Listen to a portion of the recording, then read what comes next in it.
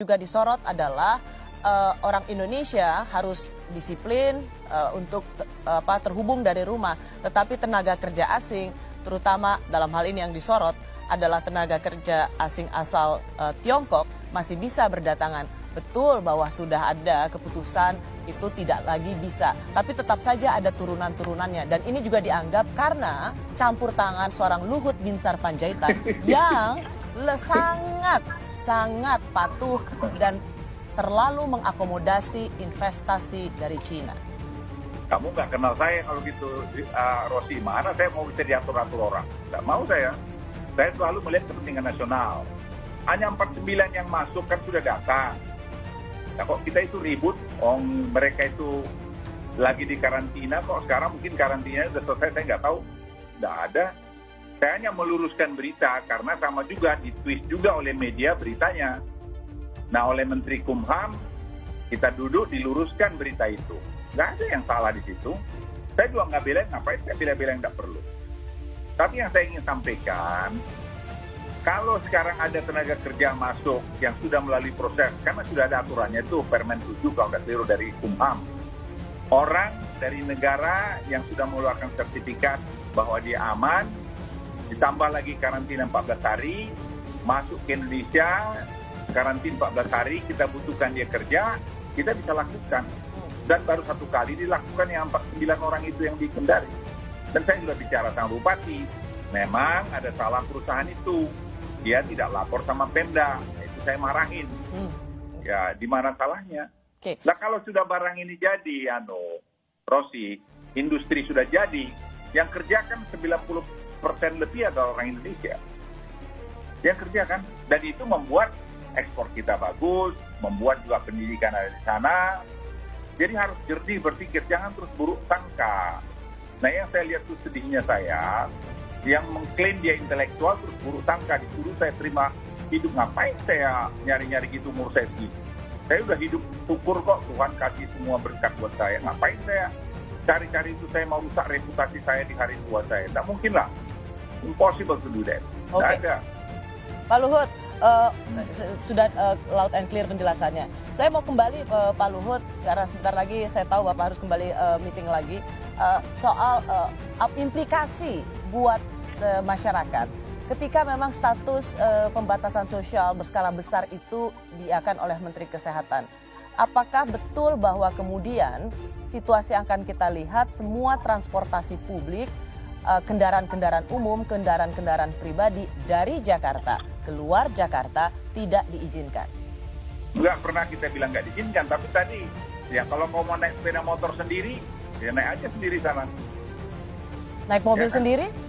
Kalau kamu mau naik mobil sendiri, silakan aja, kan kos kau mahal.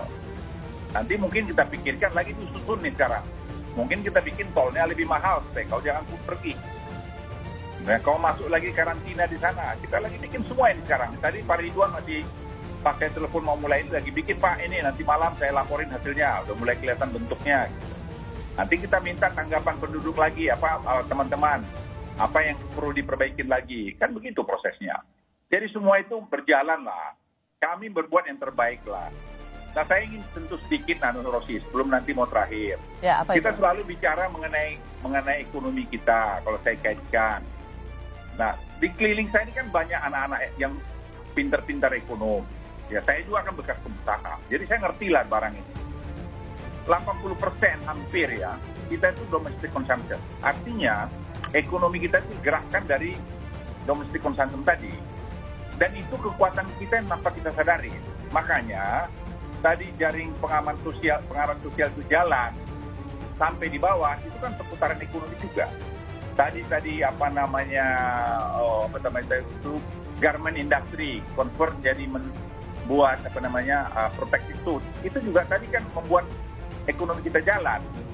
Tapi mau 100% semua tercapai kan tidak bisa juga.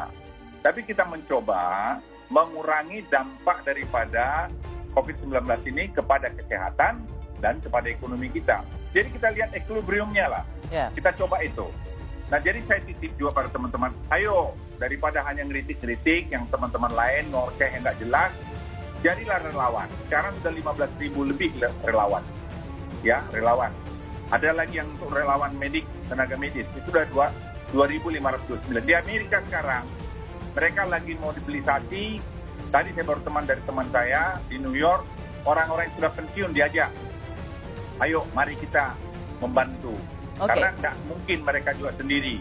Nah, kita masih kekurangan APD. Saya kira dalam minggu ini, kita sudah tidak akan ada kekurangan lagi akhir minggu ini. Sudah datang banyak sekali. Nah, ini saya titip semua, ayo kita kerja sama-sama, kerja dengan hati. Ini kesempatan kita menunjukkan satu bangsa besar. Kau mau berpolitik, mau jadi apa, nantilah, jangan ini kau gunakan untuk kepentingan politik. Kasihan. Kamu sebenarnya berdosa juga kalau kau berpikir begitu. Karena tanpa tapi kan kalau orang kritik kan belum tentu juga alasannya politis dong, Pak Luhut. Bukan saya mengimbau, karena kalau buat sekarang ini kan semua sensitif, mempengaruhi pikiran masyarakat kita. Kalau masyarakat kita terpengaruh karena berita-berita tidak baik, itu kan tidak benar juga. Jadi saya titip itu kepada teman-teman, ayo. Dan saya juga sangat bangga dan terharu, hormat saya pada teman-teman yang kerja, yang relawan yang ada di Wisma Atlet sana. Itu ada berapa ratus orang, gantian, tidak ngomong, tidak komentar. Itu mereka kerja. Itu saya pikir lebih saya hormati daripada orang sekedar yang memberikan ngoceh yang nggak jelas gitu loh. Saya hanya titip itu. Kalau Anda misalnya ada yang nggak jelas apa, saya juga buka kok, silakan datang. Saya orang terbuka. Ya kalau saya salah, saya akan nanti salah. Tapi kalau nggak salah ya jangan asal ngomong aja, kan gitu. Tadi ada yang kritik saya karena jangan terlalu serius. BSC itu yang kritik, jangan terlalu serius. Iya. Jadi kalau menurut Bapak, mereka yang kritik itu bukan kritik yang konstruktif buat memberikan masukan yang baik, lebih pada ngoceh kalau menurut Pak Luhut ya? Ya banyak, ada yang memberikan kritik dengan konstruktif, kita harus akui. Tapi ada juga menurut saya asal bunyi aja. Ya saya maaf ini, seperti tadi surat edaran itu, rekomendasi itu. Saya tanya sekarang pada yang boleh dia datang ke saya. Ayo, kalau dia juga memang datang, saya mau tanya di mananya yang salah. Dia twist berita itu. Itu yang menurut saya tidak adil gitu. Enggak fair gitu. Kita mengklaim kita ini sebagai bangsa besar, tapi tidak begitu. Nah, saya juga sebagai, mungkin kalau boleh bilang penutup, sekali lagi Presiden itu selalu mewanti-wanti kami. Supaya semua program, jaring pengaman sosial itu betul-betul sampai ke bawah. Dan sampai kepada orang yang tepat. Supaya apa? Mereka terkurangi beban kesulitan mereka. Maaf ya, Rosi. Saya kadang-kadang lihat Presiden begitu, saya melihat beliau kemarin masih memakamkan ibunya, terus malamnya sudah ikut G20. Itu bukan gampang. Ya, kita apresiasi itu. Coba berkaca sendiri semua pada diri kita. Jadi, saya ingin katakan semua ini bekerja dengan hati, teamwork yang baik. Kalau kami ada kurang lebih, ya kami juga manusia. Silakan aja diberitahu, tapi jangan terus destruktif menurut saya. Karena di situasi yang memang sangat tidak normal ini, ketika semua dunia mengalami, yang juga kita butuhkan adalah decisive decision dan keputusan yang memang sangat tegas. Ini decisive loh. Decisive betul. Kita. Ya. Jadi jangan bilang decisive harus plan karantina, harus seperti India. Yang mungkin masukan yang penting juga Pak Luhut adalah pentingnya ada policy yang terintegrated supaya publik tidak bingung. Karena sering sekali ada pengumuman, kemudian diklarifikasi, ada kebijakan yang kemudian direvisi. Saya rasa sekarang... Sorry Rasi, saya terap Anda. Tidak ada yang tidak terintegrasi. Orang yang mentwist berita itu. Saya kritik itu. Tidak ada yang tidak terintegrasi. Semua kami bikin terintegrasi dengan baik. Misalnya, saya beritahu pada semua pejabat eselon 1 di perhubungan, kalian menyiapkan opsi-opsi yang mungkin terjadi. Oke, Pak Luhut, begini, nggak apa-apa, tapi contoh hari ini saja, juru bicara Presiden bilang boleh mudik, tapi kemudian diklarifikasi oleh Mensesnek Pratikno, mengatakan bukan boleh mudik, dihimbau tidak mudik. Seruan-seruan itu kan ada Pak Luhut, jadi ada. Itu yang saya maksud, penting, ada perlunya juga. Kalau mau masuk surga, apa? Ya, Kalau tidak ada yang salah, kalau di surga aja nanti.